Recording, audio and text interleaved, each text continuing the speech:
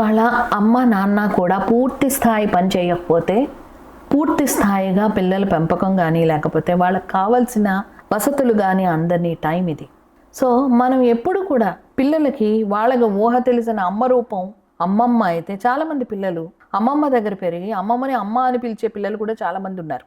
వాళ్ళందరూ కూడా ఏంటంటారంటే అమ్మమ్మతో కంపేర్ చేసి అమ్మ కరెక్ట్ అయిన అమ్మ కాదు, అమ్మ సరిగ్గా ఏమీ చేయట్లేదు, అమ్మ ఏమో పూర్తిగా వండి పెట్టలేదు, అమ్మ నాకు ఎప్పుడు సరిగ్గా చేసింది, ఆవిడకి ఎప్పుడు ఆవిడ టైం తోటే సరిపోతుంది, ఆవిడ వర్క్ తోటే సరిపోతుంది అన్న అభిప్రాయానికి వచ్చేస్తున్నారు.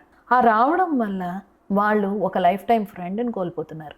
మనం ఇవాళ ఎంజాయ్ చేస్తున్న ఆస్తులు కానీ లేదా మనం ఇవాళ ఎంజాయ్ చేస్తున్న ఈ కంఫర్ట్స్ కానీ ఈ కంఫర్ట్ జోన్ కల్పించింది మనకు అమ్మ నాన్న అన్నది ఒక్కసారి ఆలోచిస్తే మొత్తం పర్స్పెక్టివ్ మారుతుంది. ఎందుకంటే ఒకప్పుడు ఎవరు వెకేషన్స్కి వెళ్ళేవారు కాదు, ఇప్పుడు అందరూ కూడా పిల్లల్ని తీసుకుని ఎక్కడికో చోటికి టైం స్పెండ్ చేస్తున్నారు. ఇది ఎలా సాధ్యమవుతుంది? ఇది పెరుగుతున్న జీవన ప్రమాణాలతోటే కదా సాధ్యమవుతుంది.